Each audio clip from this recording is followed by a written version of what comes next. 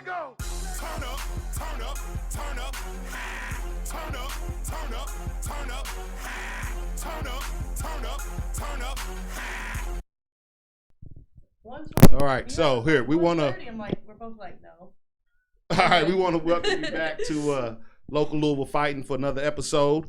As you can see, who we have in the building today, we have Isaiah Lil Warrior Warrick. We have the wife of the owner of JC Elite. Make sure I get that right. Amy Voyels. Voyels. Yeah, so it's Amy Voyels. All right. I've been calling him Voyels and just wanted to make sure I get it right. JC Boxing. Right. So Miss JC Boxing is what they call her. We have Jeremy Voyels, the man himself, owner, creator, JC Boxing, kills everything over that. And I'm so glad I got a chance to get him in the building today. We have another fighter with him. That is Joslin Selgado. Yeah. Did I say it right? Mm-hmm. All right. That's awesome. And then beside her, we have Khalil Waldon. Kyle. It's Kyle. I think it's just hard. I got to look at this guy and I got to think of Superman. I think of Superman and I get it right. So it's Kyle Waldon. Yep. That's correct. So, and then of course we have back in the building our co-host. I'm back. Right. Do I get to call you? Do I call you former amateur boxer now?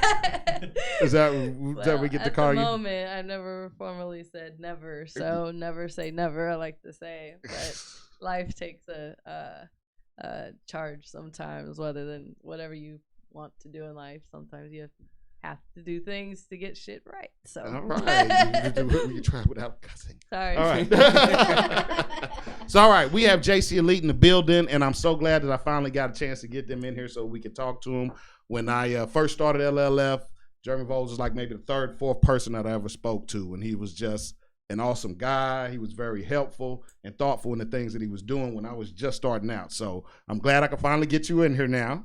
We got a couple of boxers with you, and his gym and the things that he does is like everybody does something.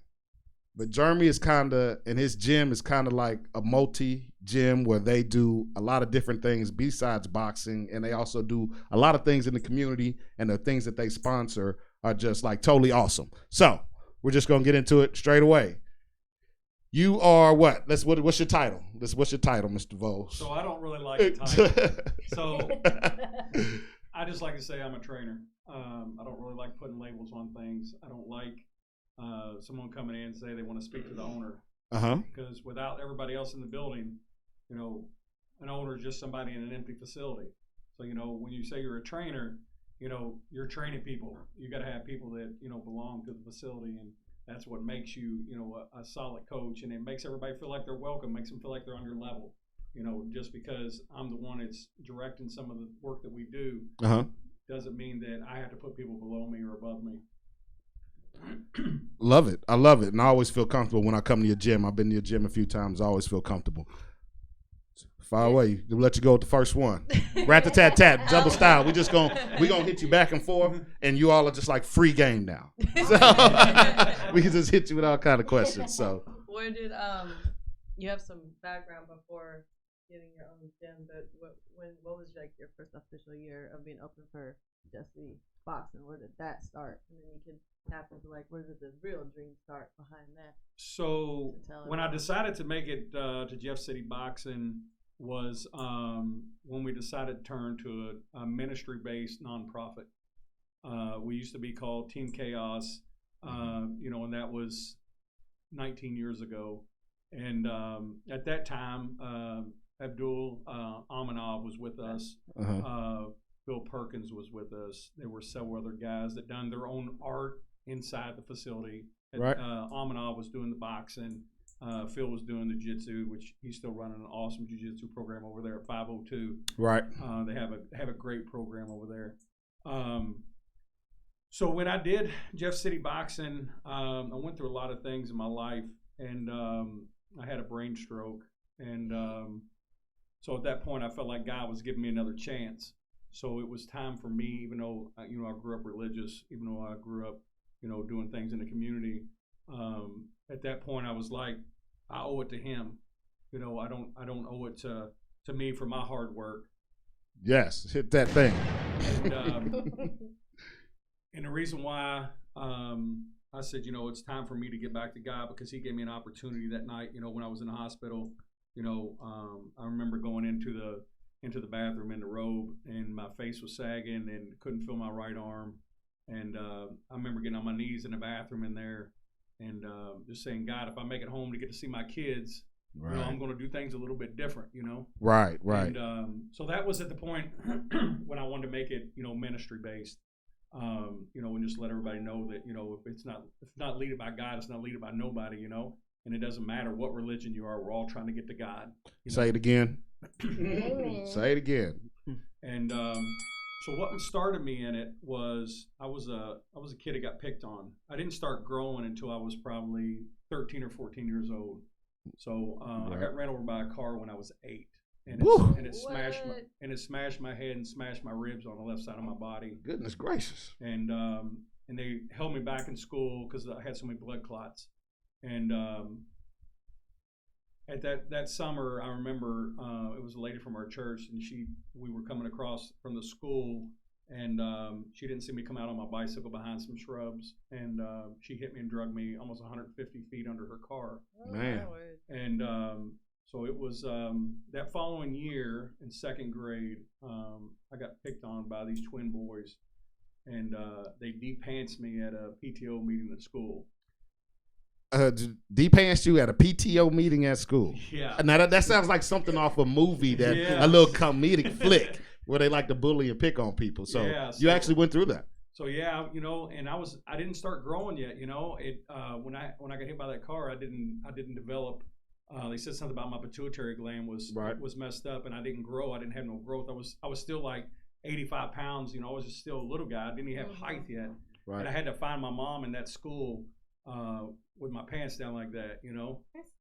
Yeah, that's bad. And so at that point, I said, from there on out in my life, that there wasn't going to be anybody with any disabilities, anybody that's getting picked on, that it was going to happen in my presence, and that's what made me start training. Right.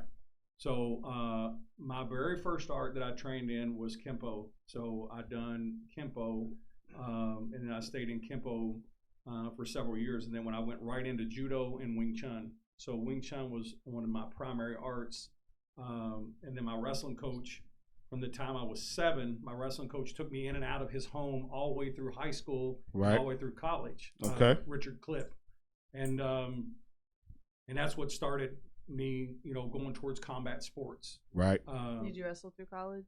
I didn't wrestle through college. I had an opportunity to wrestle in college, and I didn't end up wrestling in college. Gotcha. I mean, Trinity and several others wanted to pay my high school tuition for me to come across the river. Yeah, that's a whole different story. That's a whole different story. So that my very first time of doing combat sports and stuff like that was at a youth center that we had in Harrison County, and there was a professional boxer named Matt Kitterman. And Matt Kitterman, he ran the program down there, and he was doing jiu-jitsu and kickboxing when it wasn't cool. You know, he was He was doing it, you know, early on years, you know. Before MMA was a thing. Yeah, before it was even sanctioned, you know. Even his head coach said MMA would never be sanctioned in the state of Indiana. There's no way the Boxing Commission will ever approve MMA in the state of Indiana. And they told us that for years, you know. And see how that turned out. Yeah. Right. So to make a long story short, we'll fast forward till, you know, in my early 20s, you know, I went through, I lost 6 friends back to back when I graduated school. You know, I had to bury a lot of friends, and it really zoned me in to the sport even more. Right. So Terry Middleton was really good to me, you know, in my early years. Let me come in the gym anytime I wanted, stay as late as I wanted. Right. Even when the big boys were there, and Jarvis was still there. Okay. So Jarvis was training pro fighters there in the evenings. And so he'd let me stay as late as I wanted. But when the pro guys come in, he's like, oh, you know, everybody's got to leave. I said, hey, Terry, if I can fix the rings or if I can clean up around here, anything to stay a few more hours, you know, just whatever I had to do. Can I touch the bags? That hunger. Can I air up speed bags? Whatever, you know. Right. And I wanted to be a part of that at a young age. So at 22 years old, I come to Jeff, and I was doing, you know, all the cross training stuff there. And when I moved to Jeff, I bought a gym in Harrison County with a partner, even though that was the town I grew up in. Right. So I partnered up with Don Brammer, and I bought it. It's called Total Health and Fitness. So Matt and them were actually using the gym that I was partners in. It was a fitness center, boxing gym. They done kickboxing. They done jiu-jitsu in it. So at 22 years old, I was half a gym owner. Okay. Not knowing what I was doing in Right. business, you know. Business owner at 22 years old. There you go. You're on the right track. And the workout part, but the business part, that's but I just didn't different understand thing. all of it together. But Don was very business smart. You know, he was, 16, 17 years older than me. But I wanted to be a part of a gym. You know, I wanted to get back and do something with it. Right. 3 years later, YMCA came in and offered us an enormous amount of money because they didn't want no competition in that little county. Bet. They said, that sounds like real business right there. Right. So they said, here's big X amount people of dollars, business. Here's X amount of dollars. Get out of here. If you guys, we'll buy your equipment or you sell your equipment. But that was when they was first getting ready to build the new YMCA. So I stayed in Jeff, and what got me started in Jeff with the kids was my youngest son was going to a daycare on Springdale, and I went in there and I was doing some side work for her, fixing some gutters, fixing some stuff around the daycare. I mean, she had 400 kids in this daycare, just enormous. Miss Beverly was just an awesome person. Right. And I come in there one day to get my check from her. And that's his phone. He tried to check everybody, didn't he? So when we got started, we did a big check. Everybody checked their phone. But Jeremy's one did check his phone. But he's the one that did check his phone. Yeah, man. It's turned down. Owls. But so Miss Beverly, I asked her. I said, "So what else do the kids do in that room on the side of the building?" She said, "Well, they're waiting for their aunt to show up, their uncle to show up, whomever they're staying with, you know." Right. And I said, "So they sat there from 3 o'clock to 6 or 7 o'clock at night?" She says, "Yeah." She said, "We just don't have anything else to do with them, Jeremy. You know, they just sat in there." And I was like, "Well, I've been training throughout my whole life." I said, "I'd like to come up and do some stuff." And she's like, "Oh, honey," she said, "our budget's so tight that there's no way that I could afford you coming up." And I'm like, "I don't want to do that. I want to come in and donate my time." Okay, donate your time. So it started from there, and I end up bringing several kids out of that group living in my home. So it started with 2 or 3 of them, and then it started with 12 or 14 of them, you know, coming in and out of my home. And at that point, my dad gave me my very first building, which was one of his commercial buildings. Right. And we called it 7 Flying Fist. Seven flying fists was the first thing. It was the first thing. And our it's a phone trivia number, question. And our phone number was 283 Fist. That's 283 Fist. Yeah. So that was our first go around at it, you know. And it just kind of progressively grown where, you know, as Jasper and them aged and they got older, they were 3 and 5 then. As it progressively got older, I kept getting more kids and more kids. Right. And then we outgrew Dad's building, and we moved into another building just right up behind where Big Lots is at in Jeff. Right. And so they used to have a big warehouse in behind there, and the guy gave me 11,000 square feet building for $600 a month. What? Hey, you're not gonna find anything with them prices right about now. So sometimes I'll share you the pictures. So Amanov, I got pictures of him and his son when he was 5 and 6 years old in the facility, sitting by the boxing ring when Abdul was teaching class. Sweet. All these little guys that were coming up in the sport, and all these different gyms that have different coaches and stuff. That we all were together at one time, and we all. And a lot of them went across the bridge when they built the new bridge because they just couldn't get back and forth when they built those new bridges. Right. And it was understandable, Right. So it makes I'm total friends sense. with a lot of those guys still, But it was really neat to see how those kids at that young of an age, come up and they're still in the sport and the dads are still doing it. Right. And Amanov was like, he's like, "You gave me the inspiration to get back to coaching and stuff." I was like, "You're an awesome coach. You're an awesome guy. Why not continue it?" And he went over to the mosque and started doing things over at the mosque. Right. And now he's got an awesome gym over there. Yeah, he does. House of Warriors. House of Warriors. Yeah, they're cool. That's my brother. I mean, he's an awesome guy. And but years ago, then they were kicking us back and forth. And Jarvis, he made a comment in a fight several months ago.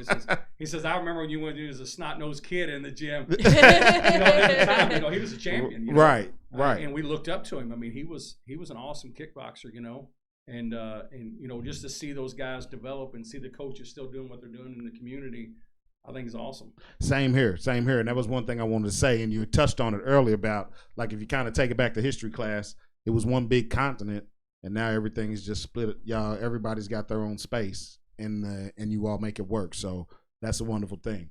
This guy right here to my left, Mr. Lil Warrior. How you doing today? I'm doing good. All right, can we hear that? Does he need to get a little closer? Yeah, I'm doing good. You doing good? You gonna smile today? Yeah. All right, so let's talk about you for a second. How old are you? I'm 8. 8. What school you go to? I'm homeschool. Oh, you at homeschool? Oh, okay. I didn't know that. All right, that's cool. Shout out to the homeschool. People homeschooling. I don't know if I could homeschool. Right, I don't know if I can homeschool my kid. That means you can train a lot more, right? Absolutely. Is that what you actually do with it? Do you train more? Yeah, I do. All right, there's nothing wrong with that. So let's talk about you coming out the gate. How old do you have to be to start boxing? Is it 8? Yeah, so to be USA boxing license, you had to be 8 years old. All right, so you're at 8, coming out the gate. What's your record? What's your record? 3-0. 3-0, no losses. You've had a win here locally, and then you have won some other places. What other places have you won? I've won in Tennessee once, in Philly once, and in Tennessee once. And Tennessee once. All right, so you won there. How were those fights? Like, you're 8 years old. You're getting ready to get into your first fight. They've been grooming you. They've been prepping you. How did that work? How does it feel to get in there and once you start fighting? I felt comfortable. Yeah. I was on my toes a lot too. You were? Mm-hmm. Okay, sound like we got knowledge base here, Jeremy. 8 years old, boxing knowledge base. He said on his toes. How did it feel the first time you got hit? It felt normal. I'm used to it. I hope so. When you get in the ring, you better be used to it, right? I get hit in the gym every day. All right. So that's how you. With the big dog. Yeah, so that's how you become tough. So that's good. In the what do you plan on? Like, you're 8 years old. Does an 8-year-old know what they want to do with their life? Do you know what you want to do with yours right now? Yeah, I want to be a champion one day. Okay, say it again. Hit that. Yeah, you gotta hit that bell on it. Champion one day. Did you run up the rocky steps in Philly? Did you run up those steps? No, we didn't go. Didn't go there. Yeah, we had planned to do it, but we were about an hour and a half away, so we were in like the countryside of Pennsylvania. Okay, gotcha. Cool. So on the bucket list, get it on your bucket list. Yeah. So next time you're in Philly, you running the steps, Yeah. Rocky style. Yeah. All right. So everybody's gonna see that too. Other 2 boxers we have in here. We're gonna start with you, Joslin Selgado. Selgado. I want to make sure I say that right. So Latina in the house. Oh, okay. Yeah, there we go. So you said Latino. What's Puerto Rican and boom, Mexican. there it is. Right. Champion countries. You better be something.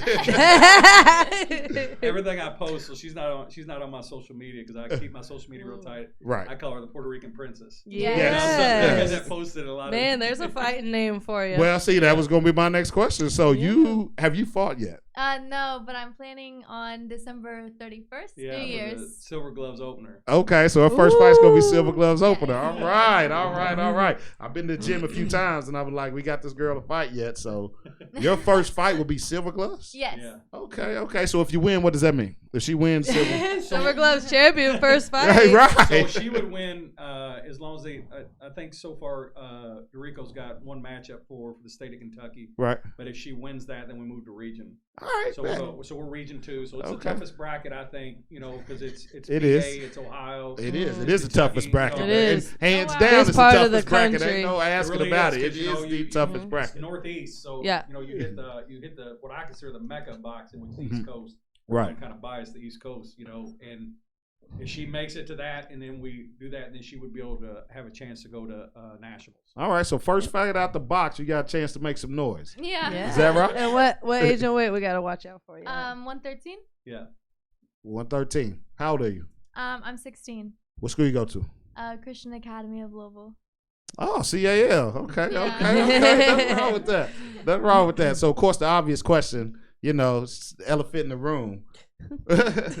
Why would an attractive, pretty young girl at 16 years old want to get into boxing? I've always grew up in like a boxing family.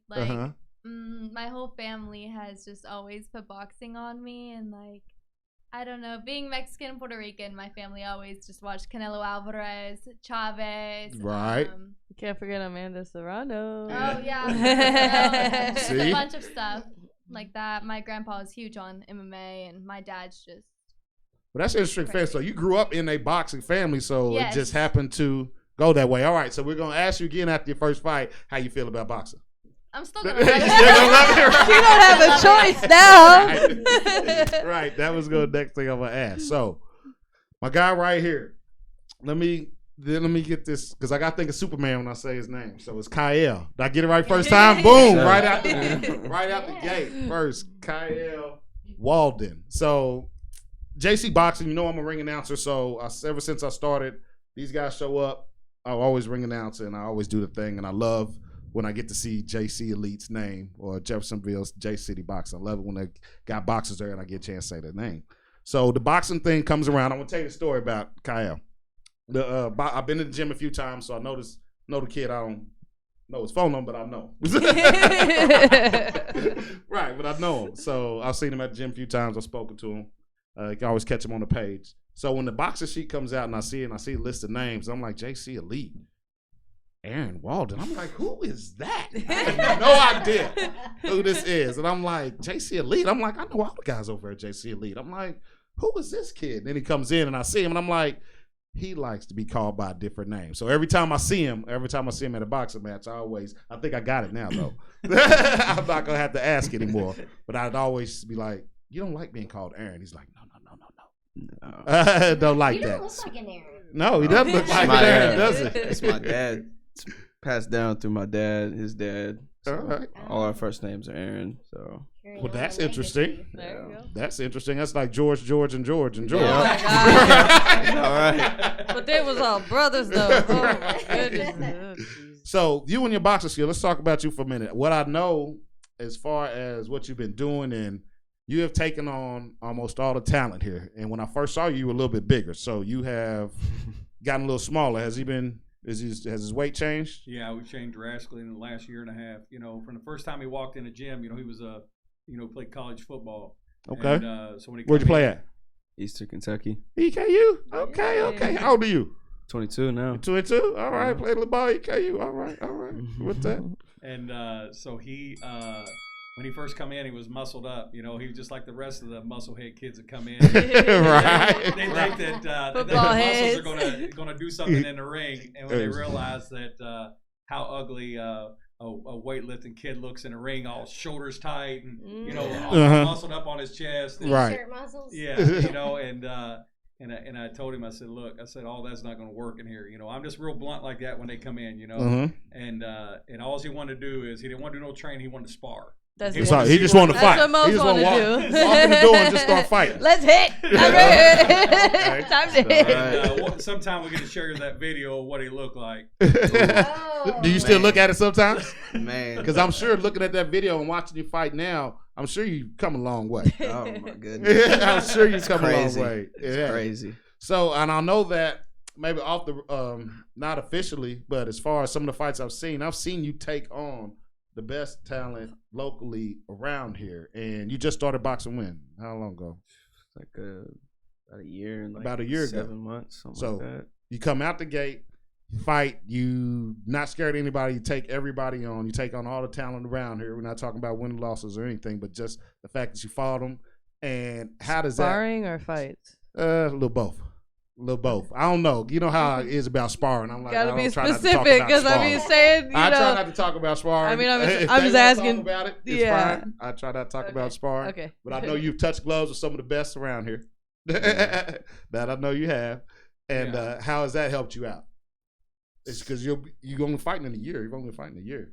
I mean, I don't know. I like it so much. Kind of obsessed with it. So like getting in there with guys that have been doing it longer and got more experience. I feel like I get more out of it. I'm going with those top guys. So like going with like Juicy and Selassie and Mhm. Filthy. Like to me, those are the best. And Joe, like those are the best like Yeah. 4 guys in the city. Now, if I'm seeing them, I'm only bound to get better. I feel like Right. I totally agree How with many you. fights have you had? 11. 11. Okay. All in since May. Since May. All right. So when you're up next, do you know if you got another fight coming? Probably like January. Yeah, I've got him called in to several. I've got him called in Wichita. I've got him called in Florida. I've got him called in at several different events, trying to just get us a builder up to because March is our Golden Gloves, Right. and just trying to get him a few more in there. If not, at least Get keep the him in with good sparring experience, partners. Like he said, I think we get some of the best work in the city. I mean, there's such good talent and such matured in the sport, like he was saying, Juicy and Selassie. Yes. And Joel's, coming up and Filthy. They've been in it a long time, and they're probably the most respectful sparring partners that we could have in the Midwest. Gotta love that. Gotta love that. So what pulled you off the football field into the boxing ring? Boom. What did it? After freshman year, I don't know, I was going through it a lot, really. I went home for a semester, then go back in the spring, and then I got back in the fall, and they wouldn't let me back on the team. So, because my whole life I've been working to go play D1 football, Right. That was my whole goal. Been there. My whole life. Been there. And they wouldn't let me back on the team. I really didn't know what to do with myself for a while. So kind of just doing this right here. And then I had sparred some Mexican guy from back home, from Paducah. So I'd sparred him. He's like, he'd been doing it for like 3-4 years. A real quick dude. Right. Real quick. And I ended up gave him a black eye and a bloody nose. Oh, yeah. Put them hands on him, huh? Put them paws on him, huh? Right. I was like, I don't know what this is, but I got to do it. That felt good. Hey, that's awesome. That's probably maybe one of the best answers ever. So I came up here, moved up here with my dad, and my stepmom, and we were calling gyms all around Louisville and some of Indiana, just trying to find a gym, and nobody wanted a 20-year-old ex-football player. Yeah, nobody wanted 20-year-old. And the first time You're starting too old. First time I talked to Jeremy, I was like, I started when I was 27. came in here, so. Oh, that's beautiful. And hey, that's beautiful. That's cool. And that's a real nice story. And Jeremy's real easy. Like when I first got started talking to him, I was like, not the gym that you all in now, but the gym he was in before. Jeremy was like, yeah, $20 a week, man. Come on in here. I was like, oh, okay, cool. Yeah, I try to do that because you never know. I mean, here's the thing. He might stay in it and, for the rest of his career. Or it might be something he enjoys. But I can remember being in big gyms, because I spent a lot of time in Upper Ohio and different areas training with different camps all over the country. Right. And I can remember a lot of the coaches, same kind of principle, They wouldn't let these kids come in. Oh, if you didn't start at 12 and 13 years old, you don't have a spot and this and that. I mean, some of the best paid sparring partners in the world started, 16, 17, 18 years old that ended up doing pretty good in their career, but didn't really make it past the, top 50. But they still made a good living and still enjoyed the sport. I'll tell you a secret my first coach told me. Tell it. Don't matter when you start, there's only 5 punches. No. There's only 5 punches. There's only 5 punches. It doesn't matter. You learn it at the beginning or you wait till later learn it. Everybody's even when you're throwing punches. It's 1, 2, 3, 4, 5. No, or unless you're adopting a different, like I know a couple, like George Foreman's he adds different ones now, but I mean basics anyway. I'm just saying there's 5 punches. Yeah. So like us, we do ours we do a number system. Okay, but, different number system. I have things marked, like Cuz D'Amato did. So I really love the way a lot of things that he done. And Joe Goosen, that's one of my most favorite guys. Huge. Right. And so they done things a little bit different. So like in a ring, if I call a 3 or I call a 5 or I call a 7, you guys know it as the 5 or the 3. Isaiah knows it as a combination. Right. Don't be giving away all your secrets now. Don't give away all your secrets up in here, Jeremy. Yeah. Don't give them all away up in here, but I get it. I get it. I don't want them to know that. Yeah. But we call a lot of different things like I call shapes and squares and lines and different things that that's different than what most people do. And I think what happens is when you shorten that down to do that, and they get used to me calling them in the gym like that. When I get to the corner and I'm calling them out, now we're building instinct. Yeah, right. We're building patterns and rhythm where they're doing it in their atmosphere. Because I don't ever let them stand in front of a bag or do any drills unless it's like we're fighting. Okay. We're not going to come in and just poke around. We're gonna throw our shadow box just like we're fighting in the ring. Yep. When we're hitting the heavy bag, we're going to move just like we're in the ring. And so like Kyle, when he first come in, he came in with his brother. Yeah. You know, his Stepbrother. his Okay. stepbrother, Uh-huh. and be honest with you, out of the two, I thought Jaden would have been the one out of the two Right. because he was a little bit more collective. Kyle Mhm. had a little bit more of a mouth. Right. You know? Right. There we go. And, but you know, the thing is about, like I told him, I said, if you're going to come in here, you're going to come in the mornings with me. You're going to, because Joel, you know, is from day one, he's been, you know, to the grit and to the nose of, you know, 8, 9, 10 hours a day. Right. And I told him, I said, if you're going to come in and set with us, what you have to do is you're going to have to dig in with us, and I'm going to keep you accountable. And if you don't come in and do that, you can't be a part of us. Right. You know. And that's where a lot of fighters fall off because they lack the discipline. Yeah, you with know, the, and that's where I, you know, went through a lot of guys like that because I would set times for them. You know, say, hey, look, this is your window, and you got to come and train inside this window. And if you don't come in and train inside this window, then don't ask me for that mid time. Don't ask me for that training time or that one-on-one time if you can't even be disciplined enough to get there when I'm paying for all your transportation, all your gloves, all your gear, all your food. Right. You know, and I'm paying for all that up front. If only thing I got to do is show up, where do you think I'm going to be? You know what I mean? Because a lot of coaches don't have that, you know, that opportunity or the ability to do to get the ability back to to the do kids, that. you know, Right. And when with the kids traveling, I mean, when we get there, they know their food's taken care of. They know their uniforms are up to date. We rotate uniforms every other fight, new uniforms. Right. You know, their travel to get there, everything, their training, everything, it costs them nothing. So if they're fighting with us, it costs them nothing across the board.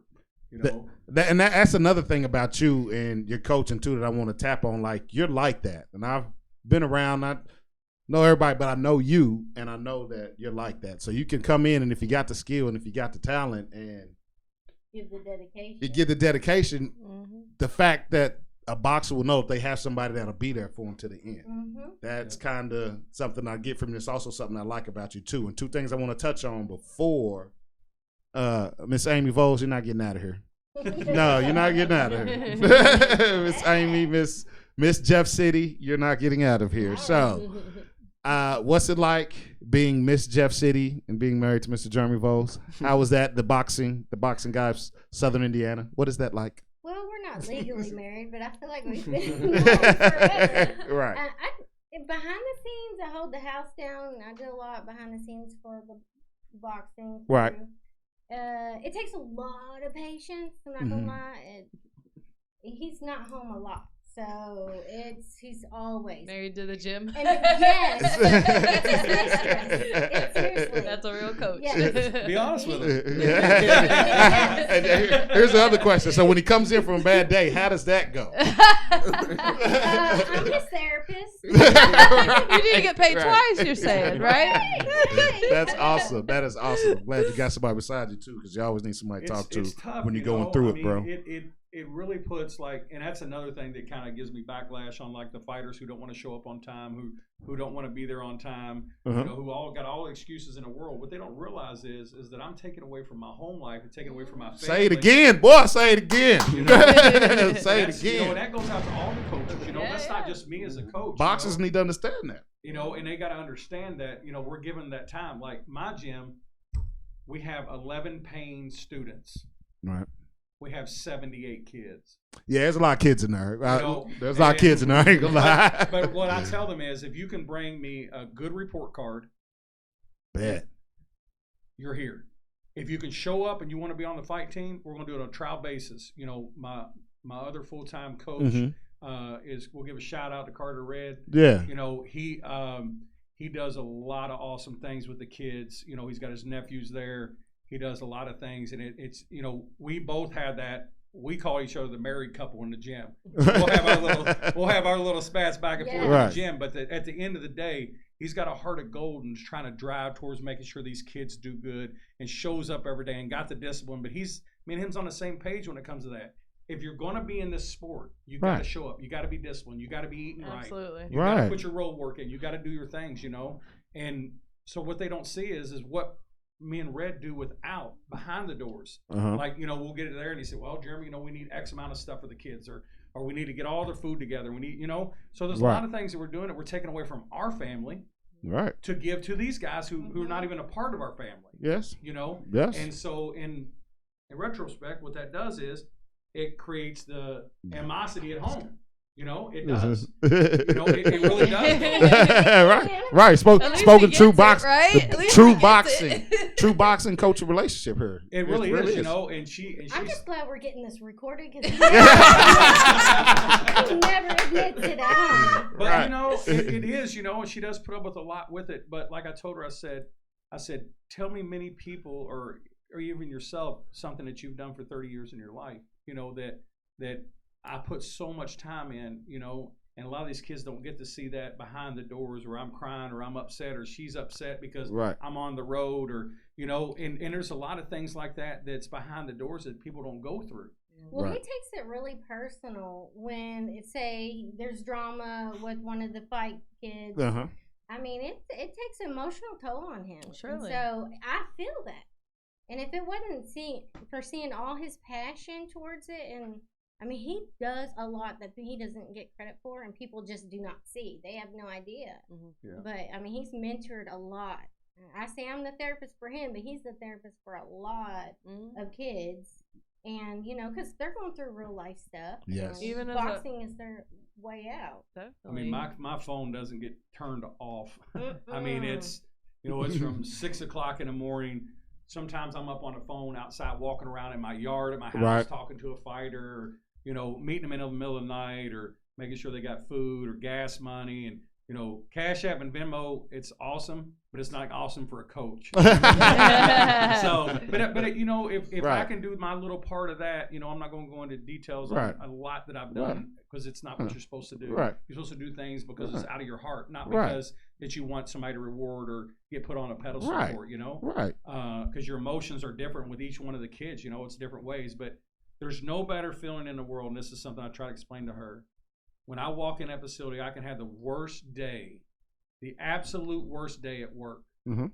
And I walk in that facility, and those little kids walk up to me and say, "Coach, I miss you." Or they hug my leg. Right. Or they want to right. hug. Right. And it resets all of that. Yes, it does. You know? Yes, And, it does. And yes, when that it does. resets it, you're like, Rewarding. Makes it all worth it. here it is. That You Yeah. know? kind of love. And some kids, as well as you all know, you know, we get a lot of kids, you know, inner city kids and, you know, kids that have nothing, you know. And when they come in, that might be the only enjoyable thing that they get to do all week, all month, you know, and they have that only thing that they get to come to. And that's like I tell her, I say, I don't want any of the kids, and I'll tell them when they come in. And I told, you know, a lot of these kids to say, the parents are always like, well, how much does it cost? What do you have to do? And I'm like, let me explain something to you. Don't ever not bring your kid or not show up because you're short on money that week. Right. I want them here. Exactly. You know, I don't care if you got $3, $2. You'll never see me browbeat you over money to come in this facility. But what I want is I want your kid to be disciplined while they're here, and I want them working hard. I don't care about, don't hide from me, because I've had parents through the years hide or not show up. Well, you know, he got sick or this or that, Right. you know, right when it's time for gym payment.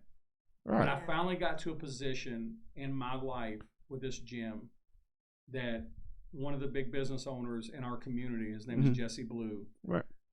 And he's been part of the church that my dad grew up in and I grew up in for 30 some years. And I tried to rent the building forever and ever, and he would never rent it to me.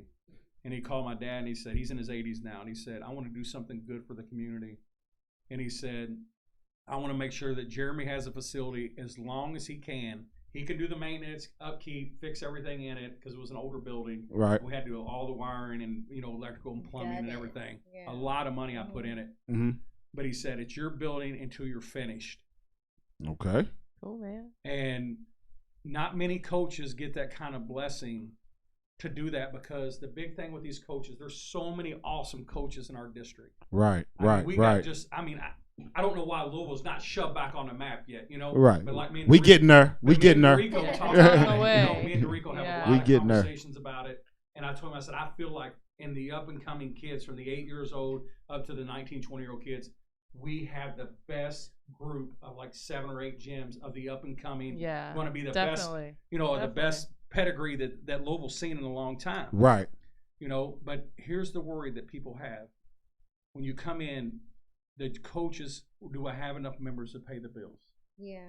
That's a big worry on a coach. So a coach don't really get to be who they are as a coach Yeah. because they're worried about, okay, well, I have to stay away from my fighters and I have to work on with kids who are probably will never fight because they're paying the bill. Mm-hmm. Absolutely. Yeah. So now we pull that talent away from that good coach because he's trying to pay the bills. Right. Yep. You know, Right. that's a big burden on a coach. So that's one thing that is a blessing for us.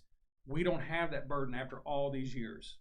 And then besides Right, that, like, so you didn't wake up tomorrow and have that blessing. You No. worked towards that blessing. yeah, Ah, 20, yeah. Yes. 24 years of Yeah, Jeff. right. So, right. And the next big blessing is that we've been in a family business for over 40 years, and we take money out of my family business and we put into the facility for the kids to function. Right. You know, and Right. and a lot of people don't have that opportunity where they have that extra money to do that. You know, only thing I want to do is see the kids smile, see them do well, whether they ever box, whether they just come in and do it for fun. You won't believe how many through the years that I've ran in just to the grocery store and a kid come up All and the time. the kids come up and All hug the me time. and they're like, Coach, I remember when I was 10 years old and you was coaching me. I Right. remember when I was 12 and 13 years old and you was coaching me. And them are memories that's going to stick with those kids the rest of their life. Put the fight aside. Right. Right. So and that's why I'll use a slogan. It's called "We're all fighting for something." You ain't never lied about that. And that's whether we're Never fighting lied for a about that. home, fighting for friendship, fighting for your spot at school, for people not to pick on you. And, there's different things at different levels that we're fighting for stuff. I've had kids that come in and sit in a gym that never put a pair of gloves on. And one young boy, and I'm not going to mention his name, but every day he would come in with his headphones on and sit in the corner. And I asked him one day, I said, hey, why do you come in and never train with us? He said, Coach, I sleep in the attic. We don't have air conditioning. Okay. And had nowhere to go. So he would come in the gym, Cool. stay cool, Right. till the sun Okay. went down, Okay. and then he would go back home. Okay. And I can't tell you how many guys that I've housed and lived in the gym. Kyle, his mom came and spoke with me. I had a one-on-one. What's the plans with my boy? What are you planning on doing with my boy? Right. That's right, moms. That's Yeah. right. That's what I've been Yeah. like, what you doing to do with my boy? Stop And so playing. we packed him up. He walked away from his job. We packed him up in Paducah and brung him here, and I put him right in the gym in a spare room. Yeah, I got on my feet. Sweet. I Sweet. got on my feet. Got my Sweet. own Sweet. Sweet. place. That's good to hear. That's good to hear. So hold on. Before we get out of here and wrap this up, You're gonna ask him about Wednesday. two things I wanted to ask about. Wednesday was one of them. So your gym does what on Wednesday nights? So on Wednesday nights we do a devotional night. So we have kids that are Catholic, Christian, Muslim, everyone. And we speak about the Word. We speak out of the Bible, and we speak, just on day-to-day things about, what young men are supposed to do or what young ladies are supposed to do, Right. and about respect and about accountability and honor and different things like that. We had that discussion every week. And so what's my key word this week? Accountability. Okay. Accountability. That's- So we're working on accountability. So what I make them do is everybody gets in a picture, not for us just to post on social media. Okay, so I make them all. I make them all get in a picture. So when I bring the picture in and one of them's missing, now we got to make that person accountable. Who's not in the picture? Ah, sweet. Sweet. Can I use that at home too on you? Right. I love it. I love it. And so a couple of things too. Like you said something that made me realize I'm gonna have to do another spot on JC because I had one more spot coming for John L. Taylor and them, and then you just made me think of the Carter boys. So I'm like, I got 2 more spots on you guys because I want to talk to Carter Red and those nephews. Yeah, I tried of to his. get. Yeah. I tried to get Carter. Yeah, you I did. tried to get him in with us tonight. And this is his busy season at work. Is it? So I'ma catch him. And I I'ma told him, I catch said, him. look, we'll get them New together. Year coming up. Yeah. That way, Marion, Darius, and Meech, Yes. so all the boys can get in together. It's such a mix of family that everybody sits around, everybody eats together. I mean, it is. I mean, it's a really cool It thing, is. that how it all goes together. And when I first said it, I was like, man, how am I gonna get that whole gym in here? Yeah. It's like, so you heard that I'm about Series. to break JC Elite into 3 series. So we're gonna start with the guy Jeremy Foles. I'm gonna have Red, you and your nephews are coming through here as soon as I can get you, and we all know who's gonna be here next weekend. So Yeah. And And and at the gym we don't just primarily do boxing. One of my head MMA coaches, Maddox, he is licensed in Nevada and in California. We've got a couple guys that are currently in the UFC. Right, I'm trying to get Kong. Yeah, I'm trying to get him in here. So Dontel, he started with me when he was 17 years old.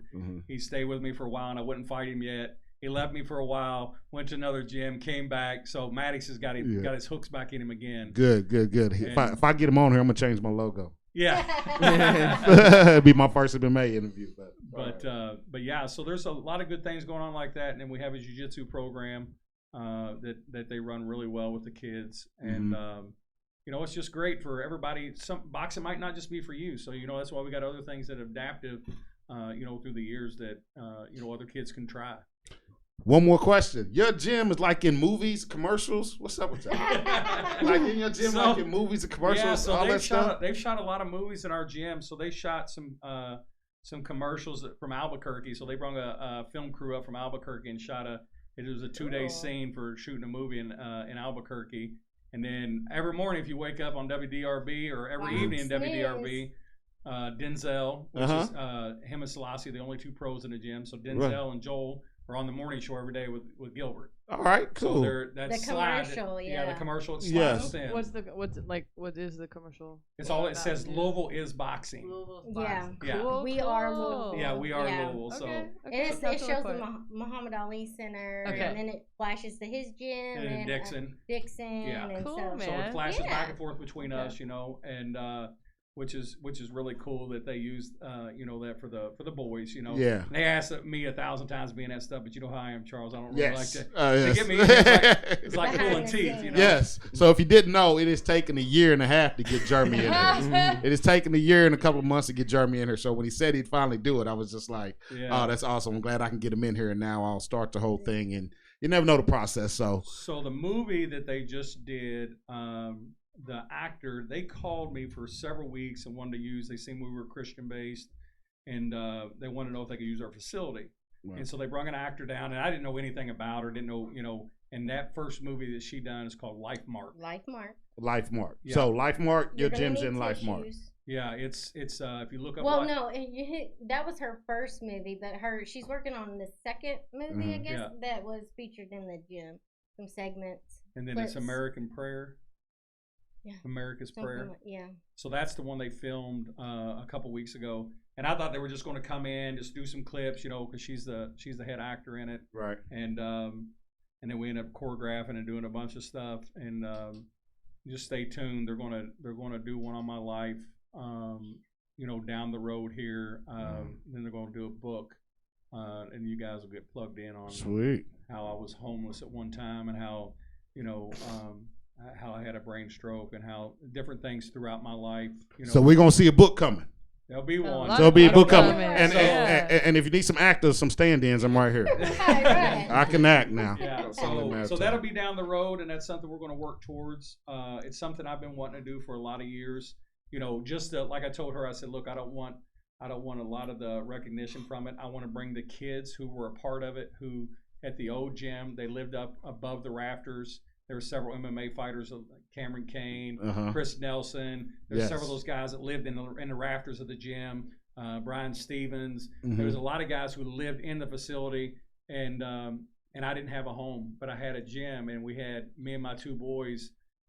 We had air mattresses in the back part of our gym, and I didn't even have a home, and didn't even have a car.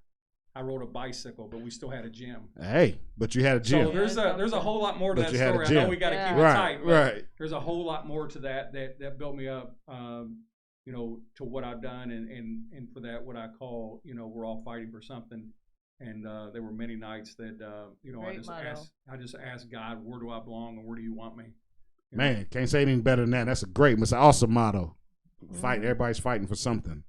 Yes, everybody's fighting for something. So we're gonna wrap it up here. This is not gonna be last time. We What'd see you say? y'all. And then one person I don't want to leave out is our amateur coach, little Isaiah, Well, he's big Isaiah. Isaiah. well, he's little Isaiah to me, Isaiah Bay. So, Babe, I think is he not coming with Johnny on them next weekend? he might be coming in with them for I the thought clothing it was. line. Yeah. I So figured. he I started- figured he was part of their crew. Yeah. And so when you guys get to meet him, Yeah. you're going to see. I watched that kid for the last 4 years in the gym. My gosh, has he matured and got a clothing label and they're doing awesome things now. And he does the youth kids from 15 and under, and he just does a phenomenal job with them. You know, they really love him and he does the right things. But now the clothing line and everything, that's why I kept telling him years ago. I said, Isaiah, you got more ambition than 90% of the kids your age I've ever met. Right. And I said, you're going to be successful. You're going to do something great in your life. And then here he comes with a clothing line. So and then That's John L awesome. has his too. yeah, so Yep. and then John L. And John L. He's an awesome kid, and I've watched him kind of grow in the last couple of years. In and out with us, and in his clothing line. I didn't want to. I was going to wear all their clothes in, but I was like, I'm not going to do that because I know you're going to do an interview. Right. with So I'm clothes, like, I'm trying to get my own segment. I wear extra large. Yeah, exactly. Right. Exactly. They got a lot of cool stuff. We went to their Yes. opening and stuff. Yeah, I heard they like sold out their opening, didn't they? They did. Yeah, They did. I heard. I heard so about that. I was like, to get me, the- that's awesome for young entrepreneurs. Yes. You know what I mean? Especially, Super awesome. going over and trying to do well in the developments, in Russell and Mhm. the Russell neighborhood and different areas. I think it's awesome for them to go in there and let them kids know that, hey, we've got an opportunity to do good things in life, right. and to bring the communities together, and it just takes one face to change things, It does. It does. It does. And I love the attitude. So, we get out of here. Anything we want to say before we get out of here? We're going to take it around the table. Mr. Lil Warrior, something you want to say before you go? You've been playing with this microphone all day. Something you want to say before you go? Nah, I ain't got Anything? nothing. You want to take? You don't want to take nothing. You want to? I don't know. To give your friends anything you want to say to them? Say I'm on TV. I'm on with anything. Nah. Shout out to your That- mom and dad. yeah, right. Something. The people that homeschool you, what's up? Tell them what's up. Tell them you say Mom, thank you. Dad. Hey, Mom, Dad. That's awesome. Amy, you got anything before we go? Yeah, thanks for having us. I mean, JC Boxing, JC Elite Team, good things happening. So I'm behind the scenes and I see a lot. And yeah. Right. Jeremy, what you got for us before you go? No, I just appreciate y'all having us out, and just make sure that other kids and communities to get touched in with the other coaches in our district. It's really important for the community to see that boxing's not about the fight. There's a lot more to it behind the scenes on how we can direct these kids and change lives in these kids, whether they stay 6 months or a year. So, Right. just a thing out to all the coaches, just keep doing all the good hard work in the city. Keep all the kids plugged in and just try to drag more kids in and, get them off the streets and, get them in a gym. And once they get in behind that door, they'll realize that they'll forget about everything else outside of that door. Well said. Well said. Jocelyn, we got anything before you go? There's nothing else. Nothing. You want to say hi? Want to say hi to nobody? What's up? Party people. Hey. All right. Who's got? Hold on. Superman, right? Kyle. There you go. Kyle. Boom! I got it. I wrote it down. I got it down. Anything you like to say before we go, Kyle? Nah, I just appreciate you having us. Yeah. Anything you want to say? Anything? Where'd you go? Paducah Tillman? No, I'm a cracking. You in the cracking? Okay, I know a little bit about Paducah. Yeah, a little bit. I know a little bit about Paducah. Katie, anything? Thanks before for we giving go? back to the community. There needs to be more of that energy around, make the world a better place. And hey, anybody interested in getting their kid involved in a fabulous community, you know where to go. Jeff City Boxing. Jeff City Boxing, Jeffersonville, Indiana. Turns out to be part 1 of part 3 series. I'm coming for the rest of you too. We want to thank you for being here. I know everybody's got a busy schedule. Like I think y'all shooting out of here going to kickboxing joint, right? Yeah, we have to put something together and put the ring and stuff together. Me and Yeah. Kyle helped them get that together. Give a shout out to Chance Beck and they're putting an awesome thing together. And a lot of the gyms are plugging in at 502. Triumph. There's a lot of the guys. You need to get plugged in that. Yeah, I'm coming for you. Hey, I'm trying to get on there too. Yeah.